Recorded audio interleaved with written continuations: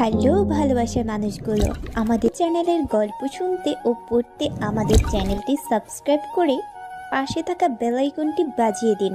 আর আমাদের গল্পগুলো যদি আপনাদের কাছে ভালো লেগে থাকে তাহলে অবশ্যই লাইক কমেন্ট শেয়ার করতে একদম ভুলবেন না। রাগে চোখে আবিরের চলে যাওয়ার দিকে তাকিয়ে আছি আমি। একটু ভালো করে কথা বলবে তা না, আমাকে রাগিয়ে দিয়ে চলে গেছে শয়তান একটা। আসলে ম্যাম, স্যার আপনাকে অনেক ভালোবাসে। আজ স্যারের বাবার মৃত্যুবার্ষিকী, এই জন্য তিনি খুব সকালে থানায় এসে আমাদের কথাটা বলে কোথায় যেন চলে যায়। ভার্সিটির সামনে আসার আগে স্যারকে ফোন দিয়েছিলাম।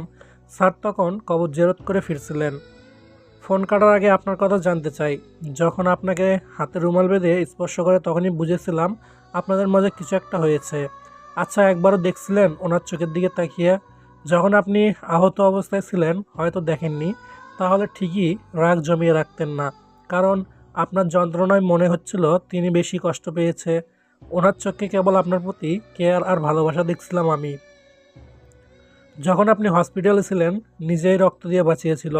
অবাক করার বিষয়, আপনাদের রক্তের গ্রুপ এক ছিল। রক্ত দিয়ে সে শহরের কয়েকটা এতিম ছেলেদের খাওয়ার ব্যবস্থা করে। তাই আপনি হয়তো চোখ খুলে তাকিয়ে দেখেননি। আপনি হয়তো এটাও জানেন না, আপনি প্রথম দিন এই রোদের মধ্যে দাঁড়িয়েছিলেন এখানে। তিনি কি করেছিলেন জানেন? তিনি নিজের থানার বাইরে রোদের মধ্যে দাঁড়িয়ে থানার গেটের পুলিশের দায়িত্ব পালন করে। যাই হোক, একটা কথা ভালো তাকিয়ে বাসবেন যে ভালোবাসার পাশাপাশি অনেক বেশি কেয়ার করে। ভালোবাসা কিন্তু দেখাতে হয়, বোঝাতে হয় অপর মানুষটিকে। তাকে পাওয়ার জন্য শত বাধা আসলেও চেষ্টা চালিয়ে যেতে হয়। তাকে চাওয়ার সৎ সাহস থাকতে হয়। আমরা অনেকেই ভালোবাসি একে অপরকে, কিন্তু কি হয় জানেন? অধিকাংশ মানুষ তাকে বলতে এবং বোঝাতে পারে না। যেমন আমি সত্যি বলতে আপনাকে আমি অনেক আগে থেকেই পছন্দ করতাম। এই কথাটা আবির স্যার জেনে আফসোস করে বলেছিল, যাকে একবার মনে চায় তাকে যদি ভালোবাসো অবশ্যই তাকে জানিয়ে দাও, কারণ তোমার অগ্রযোগ্য, তাই অন্য কেউ এসে নিয়ে যেতে পারে। গ্রহণ করুন বা না করুন, ভালোবাসা এটাই তো জানতে পেরেছো, বোঝাতে পেরেছো। ওনার থেকে আজকে আপনাকে জানানোর সাহসটা পেয়েছি, কিন্তু আফসোসটা কি জানেন? আমার জানানোর আগে আজ আপনি অন্যর বউ। হয়তো আমার বউ হতে পারতেন, হবেন বলছি না, স্বপ্নটা দেখেছিলাম আর কি। যাই হোক, যে ভালোবাসা তাকে মূল্য দিন। যখন হারিয়ে যাবে তখন কিন্তু আফসোস থেকেই যাবে, যেমন আমি আজকে আফসোস করি। চলুন থানায় চলুন। স্যার বাইকে ওঠার সাথে সাথে আমার ফোনে মেসেজ করেছে আপনাকে নিয়ে যেতে। দেখছেন কতটা ভালোবাসা? না থাকলে কেয়ারটা আসে না। আপনি অনেক দেখবেন প্রচণ্ড ভালোবাসা থাকা সত্ত্বেও কেয়ার বিষয়টা থাকে না। আবার অনেক ক্ষেত্রে অল্প ভালোবাসা থেকে কেয়ার তৈরি হয়, আর তারপর অনেক বেশি ভালোবাসা। তুমি না খেলে আমি খাবো না, কথাটা শুনতে হয়তো হাস্যকর মনে হলেও আসলে কথাটার মাঝে ভালোবাসা, কেয়ার, শাসন, রাগ থাকে। সো মূল্য দিতে শিখুন।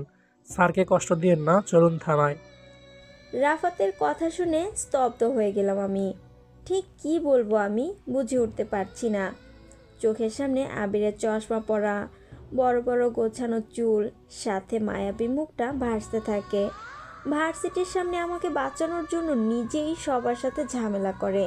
আমি কিছুক্ষণ চুপচাপ দাঁড়িয়ে রইলাম। রাফাত জিপে উঠে বসে, আমাকে আবার জোরে ডাক দেয়। আমি হেলমেট নামিয়ে রেখে জিপে উঠে বসি। কি জানি কি হলো আমার। মাকে ফোন দিলাম। মা, আমার হাতে যে রুমালটা বাঁধা ছিল সেটা কোথায়? কেন? ওটা তো হসপিটালেই আছে, হয়তো নার্স ফেলে দিয়েছে। আমার ওটা লাগবেই। তুমি লোক পাঠাও এখনই, যেন ওটা খুঁজে নিয়ে তোমার কাছে আনে। আমি কিছুই শুনতে চাই না। কিন্তু কি করবি তুই? তোমাকে যেটা বললাম সেটা করো প্লিজ মা। আচ্ছা। ফোন কেটে দিলাম। কোভার ক্লাসে তাকিয়ে দেখি রাফাত মুচকি হাসছে। অন্য সময় হলে খুব রাগ লাগতো, কিন্তু আজকে কেন জানি না আমিও মনে মনে হাসলাম। থানার সামনে আসার ঠিক আগ মুহূর্তে রাফাতের ফোন বেজে ওঠে। রাফাত বলে, ম্যাম, স্যার ফোন করেছে। রিসিভ করে ও। কথা বলা শেষ করে আমাকে বলে, ম্যাম, আপনাকে তো বলতে ভুলে গিয়েছিলাম, আজকে একটা নতুন অফিসার জয়েন করবে। মানে কিসের অফিসার? স্যারের জায়গায়, মানে ইন্সপেক্টর হিসেবে জয়েন করবে। কেন? এখানে জয়েন করার কি আছে? একজন তো আছেই। আমিও ঠিক জানি না, আবির স্যারের সাথে হয়তো কাজ করবে কিংবা স্যারের জায়গায় থাকবে, বাট আমি জানি না। আমাকে বললো তাড়াতাড়ি থানায় আসতে। বাই দ্য ওয়ে, অফিসারটা কিন্তু মেয়ে। মেয়ে অফিসার, অথচ এ ব্যাপারে আমি কিছুই জানি না। হয়তো হুট করেই হয়ে গেছে। ওকে, থানায় চলুন। থানার সামনে এসে গাড়িটা থামে। আমি দরজা খুলে গাড়ি থেকে বের হলাম। মেজাজটা এবার অনেকটাই খারাপ হয়ে গেল। কিসের অফিসার? কেন জয়েন করবে? কোথা থেকে এসেছে কিছুই তো বুঝতে পারলাম না। যখন ইচ্ছে কেউ জয়েন করবে তা আমি জানতে পারবো না, সেটা কখনো হবে না। কি ভাবেটা কি ছেলেটা? মেজাজ পুরো গরম করে থানায় প্রবেশ করলাম। সিভিল ড্রেস পরা একটা মেয়ে আবিরের টেবিলের সাথে হেলান দিয়ে দাঁড়িয়ে আছে, আর আবির দরজার দিকে পেছন ফিরে মেয়েটার দিকে তাকিয়ে আছে। আমরা যেতেই শুনলাম, আবির সাহেব, তুমি না অনেক ইন্টারেস্টিং পারসন। তোমার পার্সোনালিটি সত্যি আকর্ষণীয়।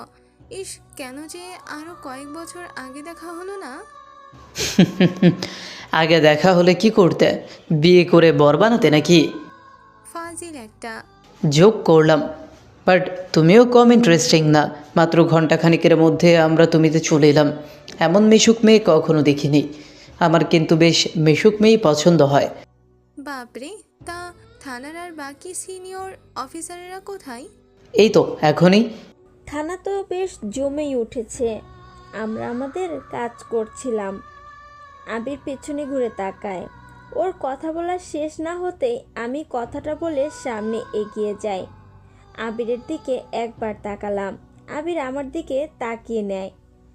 এটা মানতে পারছি না যে আবির খচ্চর বান্দরটা এক্সামের দিনেও আমার দিকে ট্যাপ ট্যাপ করে তাকিয়েছিল, সেই বেয়াদব আবির আজকে আমার দিকেই তাকাচ্ছে না। কি হয়েছে ওর? সামিয়া, ইনি হলেন। মিম, তাই তো? আর উনি রাফাত। আমি কোনো থানাতে গেলে সেই থানার সব অফিসারদের ব্যাপারে জেনে নিই আগে থেকে। Good work.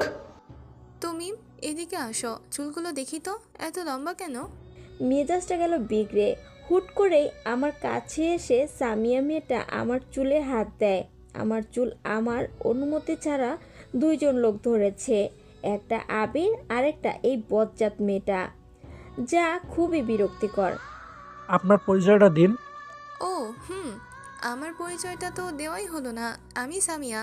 আপনাদের আবির স্যার যে পোস্টে, সেই পোস্টেরই একই সাথে দুজনে কাজ করব। আপাতত থাকার জায়গা নিয়ে প্রবলেম। মিম এর বাবা মানে মিমদের বাড়িতেই উঠেছি। অবশ্য স্যার নিজেই অফার করেছে, এজন্য আবিরকে ধন্যবাদ। কয়েকদিন থাকবো মিমদের বাসায়, তারপর দেখা যাবে। মাথাটা যেন রাগে ঝিমঝিম করতে লাগলো। মেজাজের পুরো 18 বেজে গেছে। অনেক কষ্টে নিজেকে ধরে রাখলাম। এমনিতেই আবিরের সাথে হেসে হেসে কথা বলছে, তার উপর আমাদের বাড়িতেই উঠেছে। কি হচ্ছে এসব? মোট কথা হলো, আবির থাকা সত্ত্বেও কেন তিনি একই পদে জয়েন করলো এই থানায়? আবির সাহেব, চলো আজকে বাসায় যাই। মানে আলমাকে বাসায় পৌঁছে দাও। আজকে থানায় থাকতে ভালো লাগছে না। মিম, তুমি থানায় থাকো। ম্যাম, আমাদের মিম ম্যাম তো অসুস্থ, আজকে ওনার হাতে গুলি লেগেছে। ওনাকে ছুটি দিন, ওনার রেস্টের প্রয়োজন। তা ঠিক। আচ্ছা চলো আবির, আমাদের দুজনকেই বাসায় ছেড়ে আসো। না, আমি বাসায় যাব না। ওকে। সামিয়া আবিরকে নিয়ে বের হয়ে যায়। রাগে দেয়ালে একটা জোরে লাথি দেই আমি। আবিরের বাচ্চা, তোকে আজকে রুমে পেয়ে নেই, বোঝাবো। মেয়েরা ডাকলে সুর করে তাদের সাথে যাওয়ার ফল কতটা। ইচ্ছে মতো তোকে থাপড়াবো আমি, বেটা খচ্চর শয়তান ছেলে, অসহ্য মার্কা তুই। নিজের চেয়ারে গিয়ে বসলাম। খুব কান্না পাচ্ছে আমার। হুট করে কি থেকে কি হয়ে গেল বুঝলাম না আমি। বাবা কেন এই বজ্জাত মেয়েটাকে আমাদের বাসায় থাকতে দেবে? ধুর, আমার কেন এত রাগ হচ্ছে? আবির যার সাথে ইচ্ছে কথা বলবে, ঘুরবে, তাতে আমার কি? আমি রাখবো কেন? প্রশ্নগুলো বিড়বিড় করে বলছি, মাথাটা কেমন যেন করছে। রাগে বিরক্তিতে সব গুলিয়ে ফেলছি। রাফাতকে ডাকলাম, আমি বাসায় যাব, আমাকে বাসায় দিয়ে আসুন। Okay ma'am. রাফাত জিপ নিয়ে আমার বাড়ির দিকে যাচ্ছে। বিরক্তি চাহনি নিয়ে জানলা দিয়ে বাইরে তাকিয়ে আছি। আবিরের কথা এত কেন মনে পড়ছে আমার? যেন মনে হচ্ছে সব থাকতেও শূন্যতা অনুভব করছি। গাড়িটা ব্রেক করে ওঠে। আমি রাফাতের দিকে তাকাই। ম্যাম নামুন, আপনাদের বাসার সামনে এসে গেছি। খেয়াল করে দেখি আমাদের বাড়ির সামনে গেটে দাঁড়িয়ে আছে। তখনই কানে আসে জোরে লাউড স্পিকারে গানের শব্দ। নিশ্চয়ই বাবা নেই, সে কারণে সাউন্ড জোরে স্পিকার ছেড়ে গান বাজাচ্ছে। আগে এত জোরে বাজাতো না। বৈশাখের আগের রাত্রে বাবাকে অনেক রিকোয়েস্ট করে লাউড সিস্টেম করে নিয়েছে, এজন্য অনেকটা দূর থেকেও শোনা যায় গানের সাউন্ড।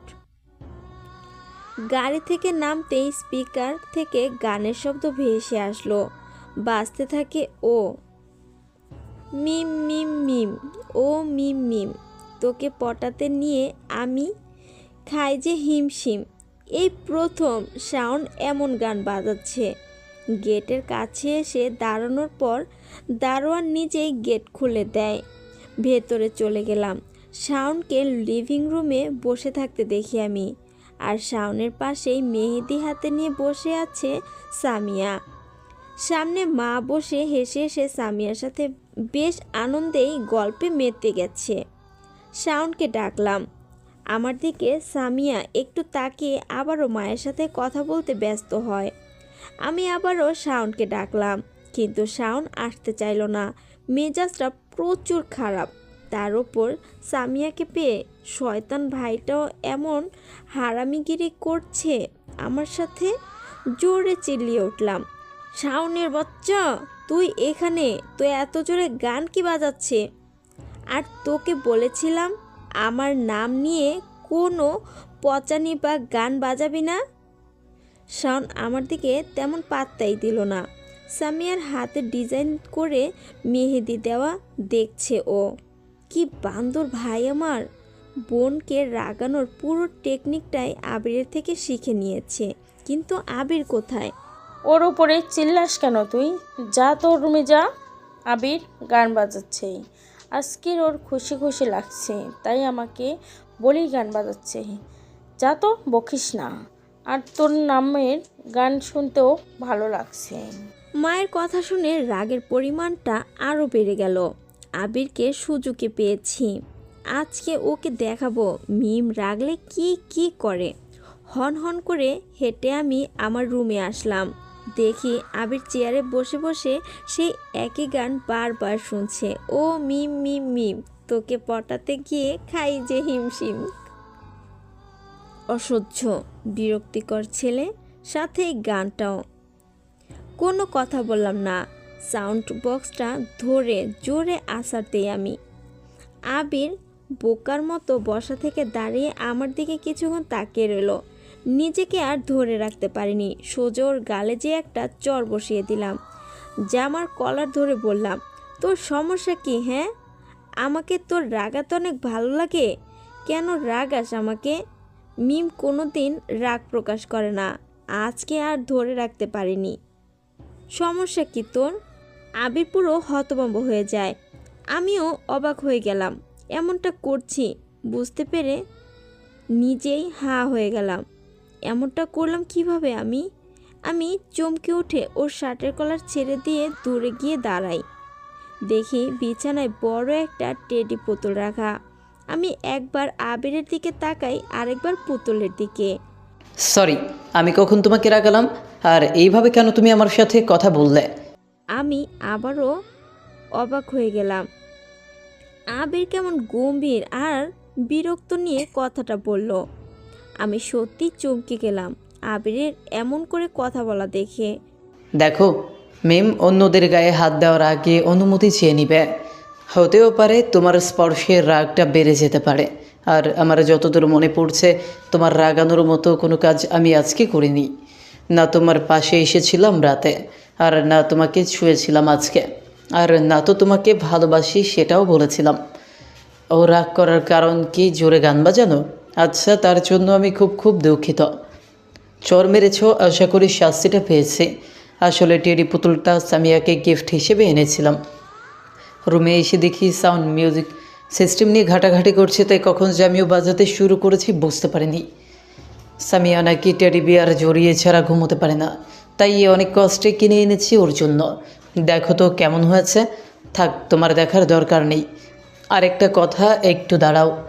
আবির টেবিলের ড্রয়ার থেকে দুটো কাগজ বের করে আমার দিকে বাড়িয়ে বলে, এটা হলো ডিভোর্স পেপারস। উকিলের সাথে কথা বলেছি, উনি 2 মাসেই ব্যবস্থা করে দিবে বলেছে। অন্যদের বেলাতে সময় লাগতো, বাট আমি পুলিশ হওয়াতে একটু সুবিধা পেলাম আর কি। অগ্রিম করিয়ে এনেছি, সময় মতো উকিল আর আমাদের সাইন করলেই হয়ে যাবে। আবির কাগজটা আমার বিছানার ওপর রেখে টেডি পুতুল নিয়ে চলে যেতে থাকে। আমি হাবার মতো চেয়ে থাকি। এতটা শক্ট কখনো অনুভব করিনি আমি। কি বলবো, মাথায় কিছুই আসছে না আমার। আমি কেবল আবিরের চলে যাওয়ার দিকে তাকিয়ে আছি। দরজার কাছে যেয়ে দাঁড়িয়ে বলল, ম্যাম, আরেকটা কথা বলতে ভুলে গিয়েছি। এটা স্যার মানে তোমার বাবাকে এখন বলবে না দয়া করে। আমি 2 মাস পরেই চলে যাব এই থানা ছেড়ে, তাই আমার জায়গাতে সামিয়াকে এনেছি যেন তোমার সাথে সে আর তার সাথে তোমরা মানিয়ে নিয়ে কাজ করতে পারো। এই জন্য আমার পোস্টেই তাকে জয়েন করানো হয়েছে। ওপরে সব ব্যবস্থা করা হয়ে গেছে। তোমাকে জ্বালাবো না আর, কখনো বলবো না ভালোবাসি। তবে এটা জেনে রেখো, আবির তোমাকে সত্যিই ভালোবাসে, কিন্তু আগের মতো আর প্রকাশ করবে না। তোমার নামটাও বিকৃত করে বলবো না। আমার উপর বিরক্ত বা রাগ হও তেমন কোনো কাজই করব না আমি। আবির চলে গেল। মাথাটা চক্কর দিতে লাগলো আমার। ছেলেটাকে একটা চরে কাজ হয়নি, আরও কয়েকটা চর দেওয়ার দরকার ছিল। খচ্চর বান্দর ছেলে, এত ভাব কেন ওর? আর আমাকে মিম বলে কেন ডাকলো? ডিম বলে সবসময় ডেকে এসেছে, এমনকি সিরিয়াস মুহূর্তেও সে ডিম বলেছে। আজকেও স্বাভাবিক করেই মিম বলে ডেকেছে। তারপর খুব কান্না পাচ্ছে আমার। আবির কেন আমার সাথে এমন করছে? আগে কত ভালো করে কথা বলতো, এখন কেন এভাবে কথা বলছে? বিছানায় এসে ডিভোর্স পেপারটা হাতে নিয়ে ছিঁড়ে কুটি কুটি করে ফ্লোরে ফেলে দিলাম। নিজেই অবাক হয়ে ভাবছি, আমি তো ডিভোর্স চেয়েছিলাম, তাহলে কেন এখন এমন করছি? প্রচণ্ড শীত অনুভব করি। জ্বর আসার একটা সময় আমি টের পাচ্ছি। হাতের লোমগুলো দাঁড়িয়ে আছে শীতে। আমার হাতে অনেক লোম। মাকে অনেকবার জিজ্ঞাসা করেছি, মা আমার হাতে লোম কেন? মা হেসে হেসে বলতো, সুন্দরী মেয়েদের হাতের লোম হয়। আমি মায়ের দিকে ভ্রুকুচকে তাকিয়ে বলতাম, তাহলে তোমার হাতের লোম নেই কেন? মা আরও হাসি মুখে বলতো, আরে গাধি, যে মেয়েরা অনেক বেশি কিউট হয়, রাগী হয়, খুব ভালো হয়, তাদের এমন হাতে লোম হয়। আর তারা ভালোবাসতে পারে খুব। আসল কথা হলো তুই সুন্দরী, তাই এমন লোম। মায়ের কথা শুনে একটু লজ্জা পেতাম, কিন্তু যখন অনেক বেশি বড় হই তখন বুঝেছিলাম মা আমাকে আদর করেই কথাগুলো বলেছিল। অবশ্য নিজেই কতবার আয়নার সামনে যে বসে থেকে নিজেকে দেখেছি। কিছু বলতে যেয়ে যখন বলতে পারি না, তখন চোখের পাতা বারবার ফেলি আমি। আয়নার সামনে বসে ঠোঁট একটু বাঁকা করে তাকাতাম, কপাল কুঁচকে চোখ বাঁকা করে তাকাতাম, চুলগুলো মুখের সামনে এনে ঘুরিয়ে পেঁচিয়ে দেখতাম, মুচকি হেসে অট্ট হেসেও দেখতাম আমি নিজেকে। মনে মনে বলতাম, কোনো ছেলে এমন একটা সুন্দরী মেয়েকে পাবে, নিশ্চয়ই আমাকে কষ্ট দেবে না। কিন্তু না, ভুল ভাবতাম। শয়তান আবিরের বাচ্চা। খচ্চর আবির আমার কপালে এসে চেয়ার টেনে এমনভাবে বসে গেছে, বজ্জাত বান্দর আমাকে খালি কষ্ট দিয়েই যাচ্ছে। ধুর, ঠিকমতো কাঁদতেও পারি না আমি। ছোটবেলায় স্কুলে পড়ার সময় লাবিব নামের একটা ছেলে ভুল করে আমার বাম গালে চুমু খেয়েছিল। তখন 5-এ পড়তাম। কি যে কান্না করেছিলাম আমি। কাঁদতে কাঁদতে বাড়িতে চলে আসি। মা আমার গাল ধরে হেসে বলেছিল, কখনো কাঁদবি না তুই, কাঁদলে তোকে একদমই ভালো দেখায় না। সেদিনের পর আমি কখনো কাঁদিনি। অবশ্য কান্না করার মতো কোনো সিচুয়েশন আমার হয়নি আর। কিন্তু আবিরের জন্য আজকে কান্না পাচ্ছে আমার। এখন বুঝছি ভালোবাসা কেন এত বেশি টানের হয়। ভালোবাসা গভীর হয় কান্না করলে। আসলে কেউ কারোর জন্য কাঁদলে ভালোবাসাটা বোঝা যায়। আপনি কারোর জন্য কাঁদবেন, তার মানে আপনি সত্যিই তাকে ভালোবাসেন। হাসিটা অভিনয় মাখা হলেও কান্নার শব্দ কখনো অভিনয় করা যায় না। হাসির মাঝে অনেক বেশি প্রশ্ন থাকে। কেউ অভিনয় মিশ্রিত হাসে, কেউ কষ্টকে ভুলতেও হাসে, কেউ রেগে গেলেও হাসে, আবার কেউ তাচ্ছিল্য প্রকাশে হাসে, আবার নয়তো কেউ অপমান করতেও হাসে। কিন্তু কান্নায় কেবল ভালোবাসা প্রকাশ হয়। মানুষ কান্না করে মায়ায় পড়ে, মায়াতে যে একবার আটকায় সে কাঁদবেই। মানুষ মরলে ভালোবাসার মায়ায় কাঁদে, কেউ ছেড়ে চলে গেলে মায়ার টানে কান্না করে। ভালোবাসার মানুষ অবহেলা করলে রাগ সাথে কান্নাও আসে। আমার একটা বদ অভ্যাস হলো, জ্বর আসলে ওষুধ খাই না, এমনকি গায়ে কাঁথাও জড়াই না, কাচুমাচু হয়ে শুয়ে পড়ি। মা এসে কাঁথা গায়ে দিয়ে খানিকটা বকা দিয়ে চলে যায়, কিন্তু আজকে মা আসবে না। মা অনেক ব্যস্ত। কেন এমন করছে সবাই আমার সাথে? হাতের ক্ষতর জন্যই হয়তো জ্বর এসেছে, সাথে মাথাটা প্রচণ্ড ব্যথা করছে আমার। বালিশে মাথা রেখে শুয়ে পড়েছি, পা দুটো এক জায়গায় করে হাত দুটো পায়ের ফাঁকে দিয়ে যতটা শরীরটাকে এক জায়গাতে করা যায় ততটা করে চোখ বন্ধ করলাম। আবিরের মুখটা ভাসছে আমার চোখের সামনে। কল্পনা করতে বেশ ভালোই লাগছে। এই হলো একটা সমস্যা, মানুষ প্রেমে পড়লে না চাইতেও প্রিয় মানুষটাকে নিয়ে হাবিজাবি কল্পনা করে। আবিরকে দেখলাম কাশফুলের বাগানে দাঁড়িয়ে আছে, দুই পকেটে হাত গুজে বিকেলের লাল সূর্যের দিকে ফিরে দাঁড়িয়ে আছে, গায়ে সাদা টি শার্ট আর কালো জিন্স পরা। আমি ওর পেছন থেকে দৌড়ে ওর কাছে যাচ্ছি। কেন জানি না মনে হচ্ছে স্লো মোশনে ওর দিকে এগিয়ে যাচ্ছি। কি বাচ্চাদের মতো ওকে নিয়ে কল্পনা করছি আমি। খুব কাছে যেতেই শুনতে পেলাম, আমার ইচ্ছে করে অবেলাতে তোমার কাছে পেতে, ইচ্ছে করে ঝুম বৃষ্টিতে তোমার হাত ধরে বৃষ্টিতে ভিজি। আমার ইচ্ছে করে পরন্ত বিকেলে লাল গোলাপ দিয়ে ভালোবাসি বলি, ইচ্ছে করে তোমাকে রাগিয়ে দিয়ে বকা শুনি। আমার ইচ্ছে করে তোমার শাসন পেতে একটু বেশি কেয়ার নিয়ে আমাকে বকা দাও। ইচ্ছে করে তোমাকে পেছন থেকে জড়িয়ে ধরে তোমার কানের নিচে গলাতে ভালোবাসার চুমু দিই। আমি আবিরকে জড়িয়ে ধরি, পেছন থেকে শক্ত করে জড়িয়ে ধরি, ওর পিঠে মাথা রাখি। আবির হাত ছাড়িয়ে আমার দিকে ঘুরে তাকায়। আমি লজ্জা মাখা চাহনি নিয়ে একটু তাকিয়ে চোখ নামিয়ে নেই। আবির আমার গাল ধরে মুখ উঁচিয়ে নেয়, তারপর আলতো করে আমার কপালে চুমু দিয়ে জড়িয়ে ধরবে। ঠিক সে সময় গাটা কেমন কেঁপে ওঠে আমার। বাস্তবে অনুভব করছি কে যেন আমার গায়ে কাঁথা জড়িয়ে দিচ্ছে। চোখ বন্ধ করে আছি, নিশ্চয়ই মা এসেছে। মা ছাড়া আমার রুমে আর কেউ আসবে না, কারণ মা নিজেই আমার গায়ে কাঁথা জড়িয়ে দেয়। অন্য কেউ হলে মাকেই ডেকে আনতো। কাঁথা গায়ে জড়িয়ে দিয়ে মা চলে যাবে। আমি হাত বের করে মায়ের হাতটা শক্ত করে ধরলাম, একটু ছাড়িয়ে নেওয়ার চেষ্টা করলো। আমি আরও শক্ত করে চেপে ধরে নিজের মুখের কাছে আনলাম, মাথাটা হাতের উপর দিয়ে আরও জড়িয়ে নিলাম। চোখ বন্ধ করেই বলি, মা আমার পাশে একটু বসবা? মা বসে। মাথাটা তুলে চোখ না খুলেই মায়ের কোলে মাথা রাখি। মা কাঁথা আমার গায়ে জড়িয়ে দেয়, তখনও এক হাত আমি জড়িয়ে ধরে আছি। মাকে বললাম, মা কেউ ভালোবাসলে কি কান্না আসে? জানো মা, আমি না আবিরকে অনেক ভালোবাসি। আমাকে বোঝে না ও, এত ইগো কেন ওর? ভুল করে না হয় বলেছিলাম আমাকে না ছুতে, কিন্তু এখন তো চাই সে আমাকে জড়িয়ে ধরুক, কিন্তু সে আমাকে স্পর্শই করবে না। অনুভব করলাম মা আরেক হাত দিয়ে আমার মাথায় হাত বুলিয়ে দিচ্ছে, ওর আঙুল দিয়ে আমার চুলের মধ্যে আঙুল ডুবিয়ে বিলি কেটে দিচ্ছে। প্রথমবার মা এমন করছে। অনেকটা শান্তি লাগছে আমার।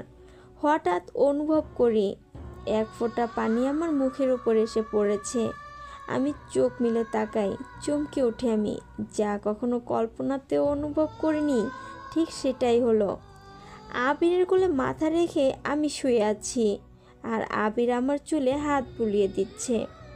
আমি ওর এক হাত নিজের কাছে এনে জড়িয়ে ধরে আছি। আবির আমার দিকে তাকায়, দেখে আমি তাকিয়ে আছি ওর দিকে। আবির বসা থেকে উঠে দাঁড়াতে যাবে, আমি হাত ছেড়ে দিয়ে ওকে জড়িয়ে ধরি। আবির আমার মুখের দিকে তাকায়, আমি ওর মুখের দিকে চেয়ে রইলাম। কেউ কোনো কথা বলছি না। আমি মনে মনে কল্পনা করে বলছি, এটা যদি হিন্দি কোনো সিরিয়াল নাটক হতো তাহলে ঠিক এই সময়টাতে ব্যাকগ্রাউন্ডে কোনো গান বাজতো। নিজেকে, বেলা আর আবিরকে মাহির ভাবতে শুরু করেছি। তখনই যেন মনে হলো ব্যাকগ্রাউন্ডে মিউজিকের সাথে গান বাজছে।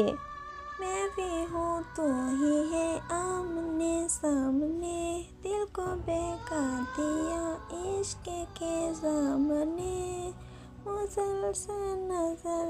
আবির বসা থেকে উঠে দাঁড়ায়, আমাকে বালিশে মাথা ঠিক মতো রেখে দিয়ে কোনো দিক না তাকিয়ে সে চলে যেতে থাকে।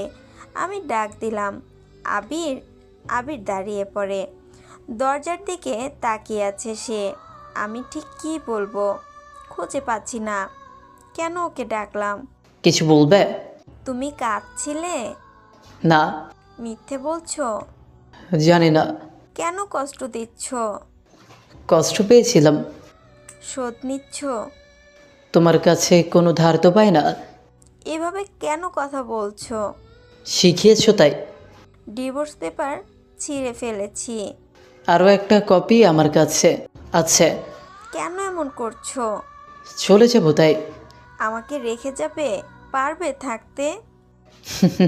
আমাকে তুমি তুমি করেই বলছো।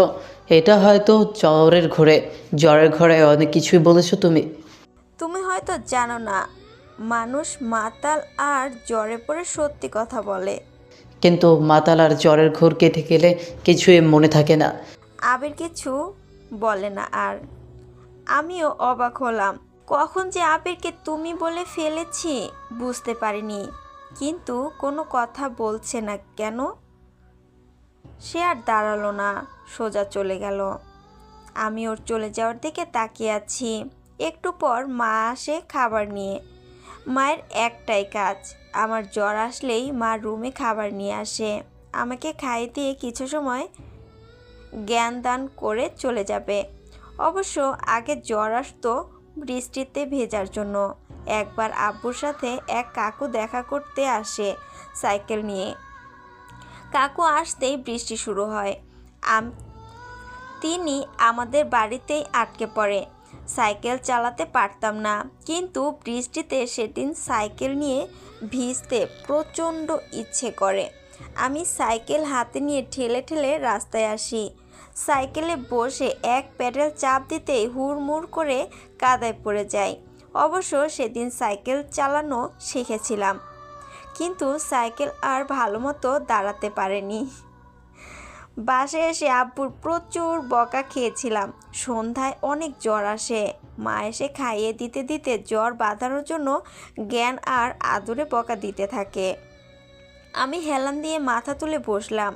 মা পাশে এসে বসেছে। মায়ের দিকে তাকাতেই মা বলল, এই নে তোর রুমাল, এখনও তোর রক্ত লেগে আছে। একটু আগে রহিম চাচা দিয়ে গেছে। কি দরকার বলতো? কখনো তো এত জোর দিয়ে কিছু চাস নাই। কি আছে রুমালটায়? মা আমার এলোমেলো চুলে হাত দিয়ে ঠিক করতে যাবে, আমি সরে আসি। মা আমার দিকে রাগী চোখে তাকিয়ে বলে, কি হলো তোর? এমন করছিস কেন? পেটনিদের মতো চুল হয়ে আছে। থাকুক, কেন? তুমি বুঝবে না। এত বোঝার দরকার নেই, সরে আয়, ঠিক করে দিই। না, তুমি যাও তো, আমার ভালো লাগছে না। ও মা, তোর কি হলো আবার? খাবার নিয়ে এসেছি। আমি খাবো না। মানে তোর বাবা শুনলে কিন্তু বকাবকি করবে। কেন? বাবা বকবে কেন? আমি তো এখন বাবার শাসনে নেই। ও মা গো মা, ভুলেই গেছি। আবির বকবে কিন্তু না খেলে। কেন? আরে ওই তো বললো তোর জ্বর এসেছে, উল্টাপাল্টা বকছিলি।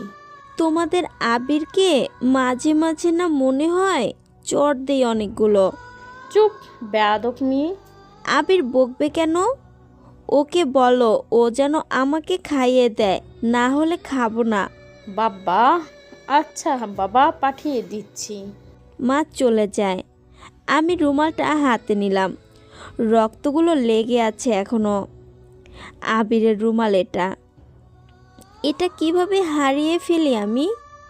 মাকেও আমার চুলগুলো ঠিক করতে দেয়নি, কারণ আবির যে আমার চুলে স্পর্শ করেছে। অন্য সময় হলে বকাবকি করতাম আবিরকে, কিন্তু আজকে কেন জানি না মনে হচ্ছে ওর করা স্পর্শ আমাকে এখনও শিহরিত করে দিচ্ছে। মনে মনে জ্বরকে অনেকগুলো ধন্যবাদ দিলাম। আমি দরজার দিকে তাকিয়ে আছি, দেখি শাওন সেই সাদা টেডি বিয়ার পুতুল নিয়ে আমার রুমে ঢুকছে। মেজাজটা খারাপ হয়ে গেল পুতুল দেখে। শাওনকে বললাম, এই পুতুল কেন এনেছিস? বারে তোমার পুতুল আমি রাখবো নাকি? আর তোমার বিয়ের পরেও পুতুল নিয়ে খেলা করো, দেখে গা জ্বলে ওঠে। ওই তুই আমার বড় না, আমি তোর বড়। আচ্ছা তুমি হয়েছিলে কি বারে আর কত তারিখ? মঙ্গলবার 19 তারিখ। আর আমি হয়েছিলাম শনিবার 7 তারিখ। তাহলে কে বড় বলো? মানে কি? আচ্ছা তোমার পুলিশের চাকরি কোনো আহম্মক দিয়েছিল, সে কি জানে না তোমার পড়াশোনা লাঠে উঠেছে? বলছি শনিবার আগে নাকি মঙ্গলবার? শনিবার। 7 তারিখ আগে নাকি 19 তারিখ? 7 তারিখ। তাহলে কে আগে হয়েছিল, আমি না তুমি? তুই? তাহলে বড় কে? শাওন নাকি ডিম না মানে ডিম? শাওনের বাচ্চা, খচ্চরের শালা, তোকে আমি। ওই বেশি ভং ধরো না তো, তোমার গালিগুলো মুখস্থ হয়ে গেছে। ভাইয়া মানে আবির জিজু একদমে তোমার সব গালি বলা আমাকে শিখিয়েছে। এ নাও তোমার পুতুল। আর বাবারে বাবা, শখ বলিহারি তোমার। ভাইয়ার হাতে খেতে চাও, তা মাকে না বলে আমাকে তো বলতে পারতে। ঘটকগিরি আমিও পারি, বুঝলে? শাওন। যাচ্ছি। উফ, ফোনটা দাও তো, বাবুকে মিস করি। যদি না দাও ভাইয়াকে বলবো তুমি আমাকে মেরে। কিছু বলার আগে শাওন ফোন নিয়ে চলে যায়। শয়তানটার কাণ্ড দেখে আমি হাসবো না কাঁদবো ঠিক বুঝতে পারছি না। আমাকে গাদি বানিয়ে চলে গেল 7-এ পড়ে, অথচ পাকারামের 1 নাম্বার। আর সাথে তো খচ্চর আবির ওর সঙ্গ দেয়। বান্দরের সাথে থেকে ভাইটা বান্দর হচ্ছে, কিন্তু খচ্চরের বাচ্চা আবির আসছে না কেন এখনো? কিছু সময় পর আবির আসে। চুলগুলো পিছন থেকে উপরে তুলে সামনের কিছু অংশ মুখে ঝুলিয়ে রেখেছে। চশমা পরায় বজ্জাতটাকে এত কিউট লাগছে। উফ, ক্রাশিত। মিম, বরের উপর ক্রাশ খাইলি? আহা, একটু ভাব নিয়ে না তাকিয়ে পুতুলটা বেডের উপর ছুঁড়ে দিলাম।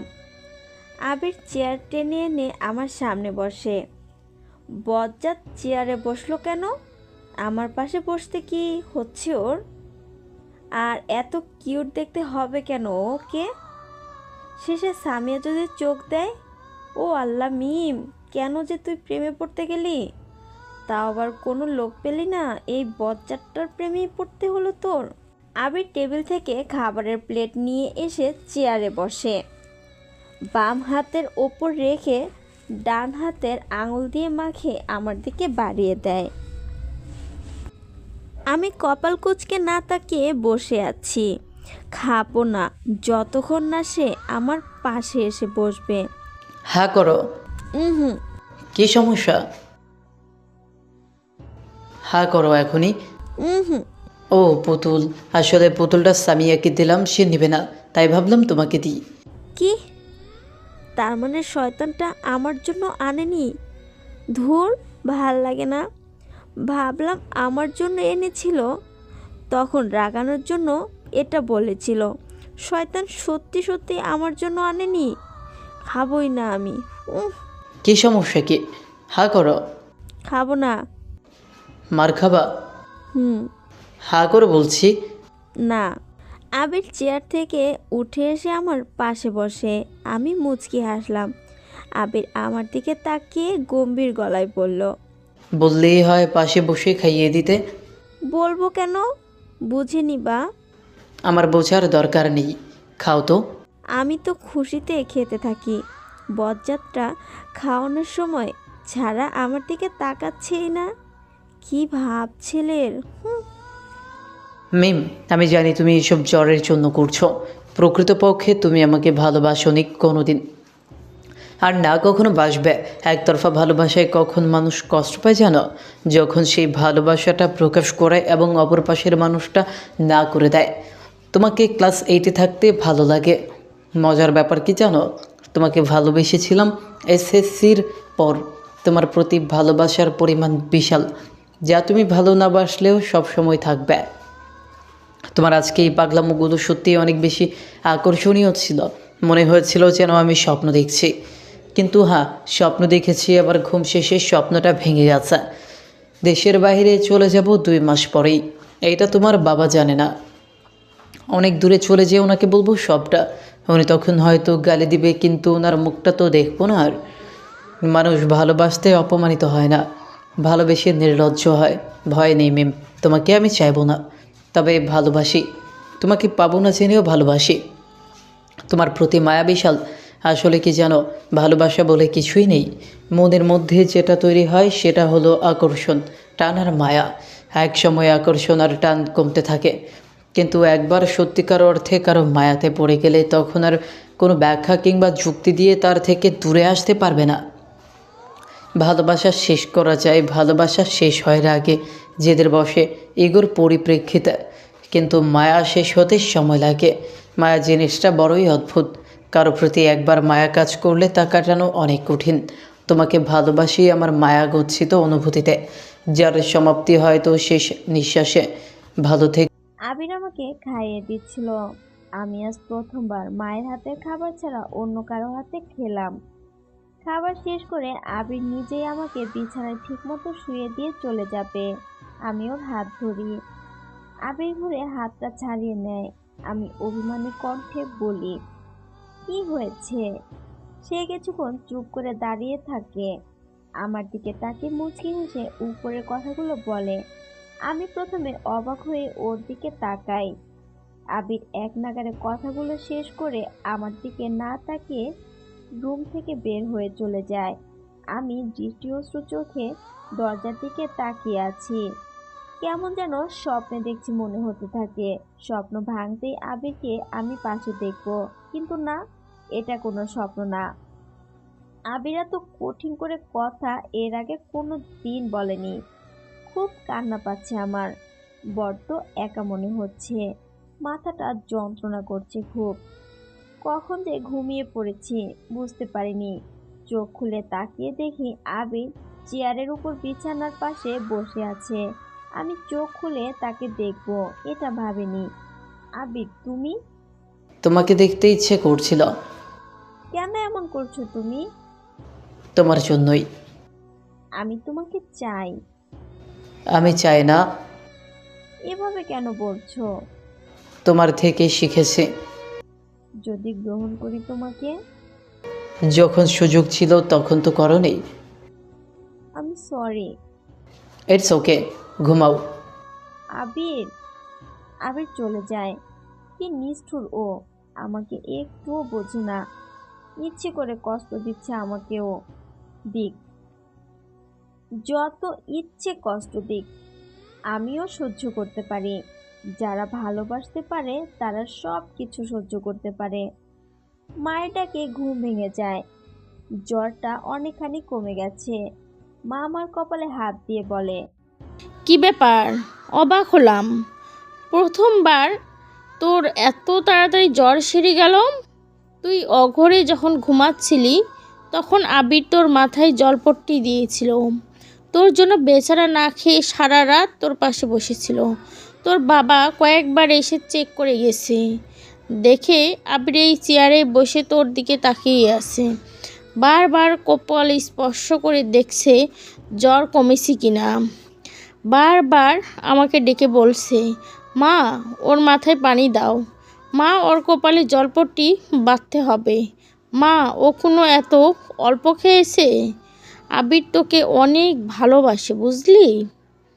না মা, সে ভালোবাসে না, একটুও বাসে না। আমাকে কষ্ট দিচ্ছে ও, আমাকে কষ্ট দিতে ভালোবাসে খচ্চরটা। কথাগুলো মাকে বলতে ইচ্ছে করলেও বললাম না। আবির কোথায়? আর বলিস না, সামিয়া আরও সেই সকালেই বের হয়েছে। মানে কোথায় গেছে? থানায় তোকে যে গুলি করেছিল তাকে নিয়ে ঝামেলা হয়েছে, সেটার জন্যই তাড়াতাড়ি বের হয়েছে। ওহ, আমার ড্রেস এনে দাও, আমিও থানায় যাব। এই অবস্থায় আবির যেতে মানা করেছে। আমি ওর কথা শুনবো না, আজকে আমার ওর দেওয়া ডিউটির শেষ দিন। কি জানি বাবা তোদের কিসের ডিউটি। মা ইউনিফর্ম এনে দেয়। ফ্রেশ হয়ে হালকা কিছু খেয়ে আমি বের হলাম। থানায় এসে দেখি আবির বসে আছে, রাহাত আর ওর লোকেরা সামনে দাঁড়িয়ে আছে। সাথে দেখলাম এলাকার এমপিও আছে। আমার দিকে একবার তাকায় আবির, শুনলাম, দেখো আবির, যা হয়েছে সেসব বাদ দাও। ওরা ভুল করেছে, তার জন্য আমি ক্ষমা চাইছি। কিসের ক্ষমা? ভার্সিটি আটকে দিয়ে রাস্তার মধ্যে ঝামেলা করবে আর এমনি এমনি ছেড়ে দিব? তার উপর কতগুলো লাশও পড়েছে, আমাদের অফিসারদের উপর হামলা চালিয়েছে। লাশের ব্যাপারটা আমি দেখব। আর ওনার উপর হামলা হয়েছে সেটা ভুল করেই হয়েছে। দেখো, সব কাগজ রেডি করে এনেছি, শুধু তুমি সাইন করলেই হবে, না হলে আমি অনেক বড় কিছু করতে পারি। দেখুন, চাকরি নিয়ে আবির ভয় পায় না, এমনকি মরতেও না। সো এইসব হুমকি আমাকে দিবেন না। যেহেতু ওপর থেকে অর্ডার এসেছে তাই ছাড়ছি, না হলে যাই হোক এরপর যেন কোনো সমস্যা না করে। ওরা চলে যায়। সামিয়া আবিরের সামনের চেয়ারে যেয়ে বসে। আমি আবিরের সামনে যেয়ে দাঁড়ালাম। আমার দিকে কিছুক্ষণ তাকিয়ে থেকে বলে, কী ব্যাপার, আপনি অসুস্থ না? বাসে যান, আজকে ছুটি। আজকে আমার দায়িত্বের শেষ দিন। ট্রাফিক পুলিশ হিসেবে আজকের 5টার পর ছুটি। ট্রাফিক পুলিশের লোক এসে গেছে, তার দরকার নেই। দরকার আছে, আমি আমার দায়িত্ব পালন করেই ছাড়ি। হাজিরা খাতায় নাম লিখে সোজা থানা থেকে বের হলাম। শুনবো না ওর কথা আমি। কেন শুনবো? আমাকে ভালোবাসে না, আমি ওর কথা শুনবো না। সোজা চলে আসি আগের জায়গাতে। ঠিক মতোই কাজ শেষ করে আবার থানায় আসি। থানায় এসে বসেছি। তানিয়া সে সামনে দাঁড়ায়, খাবারের বক্স বাড়িয়ে দিয়ে বলে, ম্যাম, স্যার খেতে বলেছে। সামনে থেকে এসব নিয়ে যাও। সরি ম্যাম, স্যারের বারণ আছে, আপনার খাওয়া শেষ হলে বলবেন। তানিয়া চলে গেল। রাগে সারা শরীর জ্বলছে আমার। রাফাত এসে সামনে দাঁড়ায়। রাফাতের দিকে তাকাতেই সে বলে, খেয়ে নিন ম্যাম, স্যারও না খেয়ে আছে। আমার কি? স্যার কিছুই খায়নি, খেয়ে নিন। রাফাত চলে যায়। শয়তান ছেলেটা নিজেও কষ্ট পাচ্ছে, আমাকেও কষ্ট দিচ্ছে। কি হয় ভালোবেসে একবার ডাকলে? চুপচাপ খেয়ে নিলাম। খাওয়া শেষ করতে করতে সন্ধ্যা হয়ে গেছে। আবির তাড়াতাড়ি আমাদের সামনে আসে, সবাইকে ডেকে বলে, আজ রাতে একটা মিশন আছে, বর্ডারের পাশ দিয়ে অস্ত্র পাচার করা হবে। রাফাত, তুমি আরও 3জন পুলিশ নিয়ে রেডি হও। মিমকে সাথে নিও। আর সামিয়া, তোমার এখন কোনো কাজ নেই, তুমি বাসায় চলে যাও। তোমার জয়েন করার দিন এখনও দেরি আছে, সবাই রেডি হও। আবিরের মুখে বেশ উত্তেজনা দেখলাম আমি। সবাই পিস্তল আর অন্যান্য জিনিসপত্র নিয়ে রেডি হয়ে যাই। আমিও রেডি হয়ে দাঁড়িয়ে থাকি আবিরের জন্য। আবির আসে জিপের সামনে। কিছু পুলিশ পেছনের গাড়িতে উঠে যায়। আমি, রাফাত আর আবির সামনের গাড়িতে উঠি।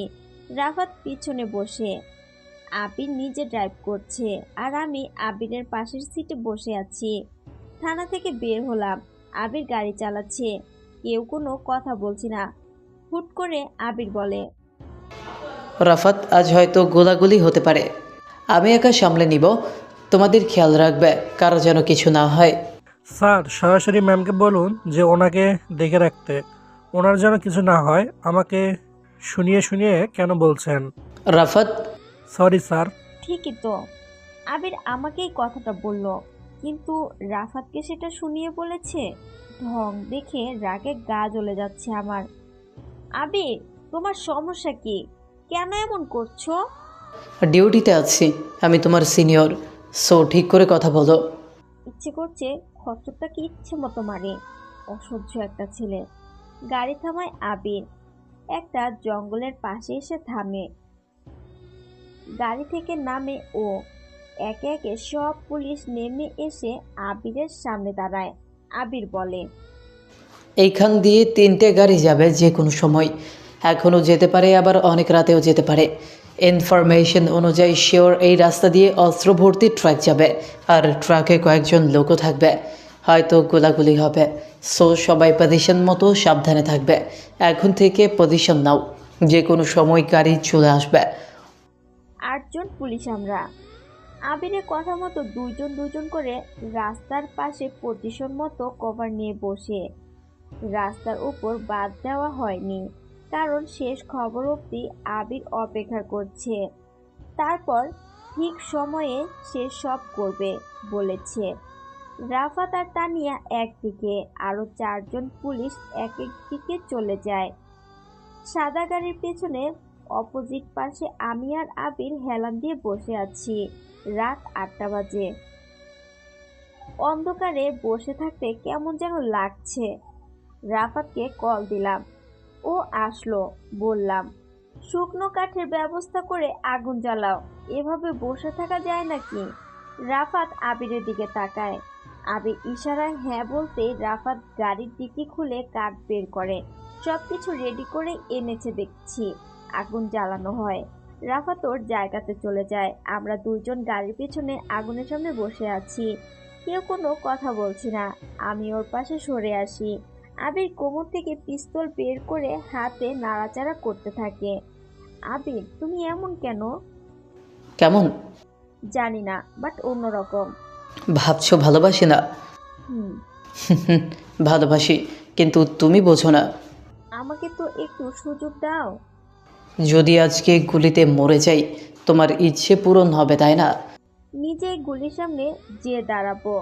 আবির থাকতে তোমার কিছু হতে দিবে না, চিন্তা করো না। কথা বলতে বলতে হঠাৎ আবিরের ফোন বেজে ওঠে। আবির কথা বলে বসা থেকে উঠে দাঁড়ায়। ফোন করে সবাইকে জানায়। কিছু সময় পর দূর থেকে আলোর মিছিল আসতে লাগলো। আবির রাস্তার উপরে উঠে যেয়ে হাতে পিস্তল নিয়ে গুলি করে একটা। হঠাৎ সামনের গাড়িটা হালকা কাত হয়ে একটা গাছের সাথে জোরে ধাক্কা লাগে। তারপর আরও গুলির শব্দ শোনা যায়। আমি পেছন থেকে বের হতে যাব, তখনই একটা গুলি আমার মুখ সোজা চলে আসে। কয়েক সেকেন্ড আগে সামনে আসলে গুলিটা ঠিক আমার মাথাতেই এসে লাগতো, কিন্তু গুলিটা সোজা আমাদের গাড়িতে এসে লাগে। আবির চিৎকার করে উঠে দৌড়ে আমার পাশে এসে হাত টেনে ধরে। গাড়ির পেছনে বসিয়ে চিৎকার করে রাগ দেখে ঝাড়ি দিয়ে বলে, তোমাকে কে উঠতে বলেছে? আমি তো আছি সামনে, নাকি? যদি গুলিটা তোমার লাগতো, কি ভাবো? হ্যাঁ, পুলিশ বলে কি সব কিছু করবা নাকি ইচ্ছে মতো? আমার যদি গুলি লাগে? লাগুক, তবুও তুমি উঠবে না। কথাটা বলে আবির দাঁড়িয়ে গুলি করে। সামনে থাকা কার যেন হাঁটুতে যেয়ে গুলিটা লেগেছে। আমি বসা থেকে উঠে দাঁড়িয়েছি। আবির আমার দিকে রাগী চোখে তাকিয়ে বলে, আবারও দাঁড়িয়েছ? সবাই দেখছো না পজিশন মতো কভার নিয়ে কাজ করছে? আমি তোমার সাথেই আছি, তোমার কিছু করতে হবে না। যদি তোমার কিছু হয়? হবে না, হলেও সমস্যা নেই। আমি মোর কথাটা শেষ করতে দিলাম না। আবিরের গাল ধরে সোজা ওর ঠোঁটে চুমু দিলাম। 30 সেকেন্ড হয়তো আবিরের ঠোঁটে নিজের ঠোঁট রেখে দিলাম। হঠাৎ কি হলো জানি না, সব কিছু কেমন যেন নীরব অনুভব করছি। ধীর গতিতে আবির যেন নিচের দিকে এলিয়ে পড়তে থাকে। আমি আবিরকে জড়িয়ে ধরেই বড় রকমের শক খেলাম। আবির গড়িয়ে পড়ার চেষ্টা করছে। আমি বললাম, কি হলো আবির? কথা বলছো না কেন? কি হলো তোমার? আবির কোনো কিছু বলতে পারছে না। আমি ওকে আরো জোরে জড়িয়ে ধরি। পিঠে হাত দিতে কেমন যেন ভেজা অনুভব করলাম। বুকটা ছ্যাঁক করে ওঠে আমার। ডান হাত সামনে আনতেই বুকটা যেন কেঁপে উঠল। কিছু বোঝার আগে চোখ বেয়ে পানি পড়া শুরু করে দিয়েছে। ডান হাতটা রক্তে ভিজে গেছে আমার। আবিরের পিঠে গুলি লেগেছে। মুহূর্তের মধ্যে সবকিছু যেন আমার অচেনা মনে হতে থাকে। জোরে চিৎকার দিলাম, আবির! আবির চোখ খুলে তাকায়। আমি গাড়ির সাথে হেলান দিয়ে ওকে বসিয়ে দিলাম। আমার চিৎকার শুনে রাফাত দৌড়ে আসে। আবিরকে এভাবে দেখে সেও স্যার স্যার বলে চিৎকার করে ওঠে। আমি হাউমাউ করে কেঁদে উঠি, নিজেকে কন্ট্রোল করতে পারছি না। রাফাতকে বললাম, আপনি ওকে হসপিটালে নিয়ে যান, আমি বাকিটা দেখছি। না রাফাত, তুমি একটু চেক দাও, আমি ওর সাথে কথা বলবো। ডিম শোনো না, এবার তো খুশি হয়েছ? বাসর ঘরে বলেছিলে না আমাকে তুমি হাজব্যান্ড হিসেবে মেনে নিবে না? সেই দিন থেকে নিজের অনুভূতিগুলো শেষ করে দিয়েছে। আমার না অনেক জেদ, তোমাকে ভালোবাসতে বাধ্য করবই। সেই জন্য ক্লাস 10 থেকে তোমাকেই ভালোবেসেছে। উপরওয়ালার ইচ্ছে ছিল, তাই হয়তো বারবার তোমার সাথে দেখা হয়েছে। তুমি বলেছিলে ভালোবাসবে, কিন্তু না, তুমি সেটা করনি। তাই তোমাকে বিয়ে করাটা আমার জেদ ছিল। আর ভেবেছিলাম হয়তো বিয়েটা হয়েই যখন গেছে তুমি আমাকে মেনে নিবা। কিন্তু ভুল ছিল আমার ভাবনাগুলো। আবির ফাজিল হতে পারে, আবির বদমাইশও হতে পারে, এমনকি আবির পিয়াদব খচ্চর খারাপ হতে পারে, কিন্তু তোমার শরীরের প্রতি কোনো আকর্ষণ আমার নেই। হয়তো একটু মজাই করি, কিন্তু বিশ্বাস করো তোমাকে অনেক বেশি ভালোবাসি। বাসর ঘরে তুমি অনেক কথা শুনিয়েছিলে, বর্ণয় বিএফ হতেও চেয়েছিলাম, কিন্তু সেটাতেও ব্যর্থ আমি। কাল যখন জ্বরের ঘরে ভালোবাসি বলেছিলে, তখন নিজেকে কতবার যে চিমটি কেটেছিলাম। ভেবেছিলাম হয়তো স্বপ্ন দেখছি, তোমাকে আর জ্বালাবো না কখনো। পচানের ডিম বলেও ডাকবো না, আর ডিম বলে ভালোবেসেই ডাকতাম। ভালো থেকো ডিম। আবির, এসব কি বলছো তুমি? তোমার কিচ্ছু হবে না। মিম ছাড়া আবির আর আবির ছাড়া মিম পূর্ণতা পাবে না। তুমি একটু কষ্ট করে চোখ মেলে থাকো, একদম চোখ বন্ধ করবে না প্লিজ। আমি বসা থেকে উঠে দাঁড়ালাম, কোমর থেকে পিস্তল নিয়ে উদ্দেশ্যহীনভাবে গুলি করতে থাকলাম। আমি রাফাতকে বললাম পেছন থেকে অ্যাটাক করতে। কথা মতো সবাই কাজ করে। কিছু সময় পর সব কিছু স্বাভাবিক হয়ে যায়। ওদের অনেককেই জীবিতভাবে গ্রেফতার করে সোজা নিয়ে চলে যাওয়া হয়। সবাই দৌড়ে আবিরের কাছে আসি। আবির চোখ বন্ধ করে হেলান দিয়ে বসে আছে। আমি জোরে চিৎকার করে আবিরকে ডাক দেই। আবিরের হাত ধরি, হার্টবিট তখনও টিকটিক করছে। রাফাতকে কাঁদতে কাঁদতে বলি, তাড়াতাড়ি গাড়ি ঘুরিয়ে হসপিটালে চলুন, আবিরকে বাঁচাতেই হবে, ওকে ছাড়া আমি ভালো থাকতে পারবো না। আবিরকে নিয়ে হসপিটালে আসি। আইসিইউতে ভর্তি করিয়ে কেমন একটা স্বস্তি অনুভব করছি। আমার সারা গায়ে রক্ত লেগে আছে, সবটাই আবিরের রক্ত। মা বাবাকে কল করেছি, ওনারাও চলে এসেছে। বাবাকে জড়িয়ে ধরে কান্না করে দিলাম। সবাই আবিরের জন্য চিন্তা করতে থাকে। বাবা আমাকে ধরে নিয়ে একটা চেয়ারে বসায়, আমাকে এক হাত দিয়ে জড়িয়ে ধরে বলে, এখন কেন কাঁদছিস? আবিরের সাথে বিয়ের দিন এমনটা না করলেও পারতি। ছেলেটা সব আমাকে বলেছে, ওর যা কিছু ঘটে তোর সাথে সব কিছুই সে আমাকে বলেছে। মারে, আবির তোকে সত্যি অনেক ভালোবাসে, কিন্তু তুই তাকে কষ্ট দিয়েছিস। বাদ দে, এখন সব কিছুর উপর আলার হাতে। আবিরের পাশে ওর হাত ধরে বসে আছি। চারপাশে আলো ফুটেছে। ডক্টর যখন বের হয়ে বলে, গুলিটা তেমন গভীরে প্রবেশ করেনি, তাই খুব একটা ক্ষতের কিছু দেখছি না। গলি বের করা হয়ে গেছে, আপাতত সে ভালো আছে। এখন দেখা যাক কখন জ্ঞান ফিরে। আমি সারা রাত আবিরের হাত ধরে পাশে বসেছিলাম। অনেকেই সারাটা রাত আমার সাথে ছিল। এখন সকাল হয়ে গেছে। আবিরকে দেখলাম চোখ খুলে তাকাচ্ছে। আবির বলে ডাকলাম। মা বাবা পাশে এসে দাঁড়ায়। সবাই একসাথে বলে ওঠে, কেমন আছো? আবির ওঠার চেষ্টা করে, আমি থামিয়ে দেই। সবাই টুকটাক কথা বলছে ওর সাথে, আমার সাথে একবারও কথা বলছে না ও। আমি বসা থেকে উঠে দাঁড়ালাম। বাবাকে বললাম, তোমরা সবাই কথা বলো, আমি যাই। স্যার, আমি মিমের সাথে আলাদা কথা বলতে চাই। আবিরের কথা শুনে সবাই রুম থেকে বের হয়ে যায়। ইশারায় আমাকে ডাকে ও। আমি ছুটে পাশে গিয়ে বসি। আবির নিজেই আমার হাতটা আঁকড়ে ধরে। আমি ঝরঝর করে কেঁদে উঠি। আবির হাসছে। কি শয়তান ছেলে, আমি কাঁদছি আর সে হাসছে। বেটাকে কিছুই বলতে দেব না, উল্টাপাল্টা কথা বলে খালি কষ্ট দেবে আমাকে। কেমন আছো মিম? ডিমকে, সরি, এখানে ডিম নামে কেউ থাকে না, থাকে সবার কাছে মিম হয়ে, কিন্তু আপনার ভালোবাসার দেয়া নামের ডিম থাকে না। বাপরে, এত অভিমান! কেমন আছো রিম? এই তো এবার হয়েছে। ওই ছেলে, আমি কেমন আছি তুমি কেমন আছো বলো আগে। তোমার স্পর্শে ভালো হয়ে গেছি। ঢং, দেখলাম তো, আমার স্পর্শে কাল রাতে কাত হয়ে পড়ে গিয়েছিলে। প্রথমবার তোমার ঠোঁটের স্পর্শ, সত্যি গুলিটা না লাগলে পড়েই যেতাম এমনিতে। হয়েছে হয়েছে, আর ঢং করতে হবে না। ওকে করলাম না, ডিভোর্স পেপারস কিন্তু রেডি আছে। এ, আমাকে কি গাধি মনে হয়? ওই দিন যে পেপারটা আমাকে দিয়েছিলেন, ওটা ডিভোর্স পেপারই ছিল না। আমি না পড়েই রাগে দুঃখে ছিঁড়ে ফেলেছিলাম। ভাগ্যিস কাল রাতে বাবা বলেছিল সবটা তোমার ওই খচ্চর মার্কা মাথার প্ল্যান। হাসবে না তুমি, সামিয়া যে পুলিশ না তা আমার আগে বোঝা উচিত ছিল। মা ঠিকই বলতো, সুন্দরী মেয়েরা একটু গাধি হয়, কিন্তু আমি মনে হয় একটু বেশি গাধি। আমাকে রাগানোর জন্য সামিয়াকে নিয়ে আনবে। কত বড় খচ্চর, বিলাই, খরগোশ, খাটাস। যাক, সব তুমি এখন জানো। সব জানি।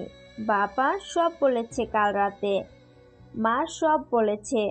জ্বরের রাত, সারাটার সময় তুমি আমার পাশে ছিলা, পরে ভাব ধরে চলে গিয়েছিলা। জানো কতটা কষ্ট হয়েছে আমার। আ ওই কি হলো, চিৎকার করলে কেন? কোথায় লেগেছে দেখি তো, এমন করলে কেন? ডক্টরকে ডাকবো? আরে না জিএফ, আমি তো এমনি চিৎকার করে দেখলাম তুমি কতটা ভালোবাসো। বাবা, এত চিন্তা করতে হবে না। জেফকে, তুমি কি আমার বিএফ নাকি? বড় বলে তো ডাকলে না। তুমি আমার বিএফ বর। মানে? তোমার সাথে ঝগড়া করার সময় তোমাকে বিএফ বলে ডাকবো, আর যখন আদর করবে, ভালোবাসবে, তখন বর বলে ডাকবো। ওরে আমার জিএফ বউরে। জিএফ বউ কি? থাক, সেকেন্ড টাইম বাসর ঘরে বলবো জিএফ পর কি, তখন নিশ্চয়ই ছুরি রাখবে না কাছে। হ্যাঁ রাখবো, আমাকে যখন কষ্ট দিবা তখন ছুরি দেখাবো। আচ্ছা যাও, কষ্ট দিব না। তোমার চুলগুলো এলোমেলো করতে দিবা, নাক ধরে টানতে দিবা, আর ঠোঁটে চুমু দিবা। ইস, লজ্জা নেই একটু? পাবলিক শুনছে তো নাকি? দেখো কমেন্টে আমাদের কথা শুনে ও মা গো টুরু লাভ লিখবে। লিখবে না, ওনারা ভালো কিছুই বলবে। হুম বাদ দাও তো, এখন জড়িয়ে ধরো। তারপর সমাপ্ত। তারপর আর কিছু নেই, অপেক্ষা করুন নতুন কোনো গল্পের জন্য। ভালোবাসা থাকে সবার প্রতি, আর ধন্যবাদ সবাইকে।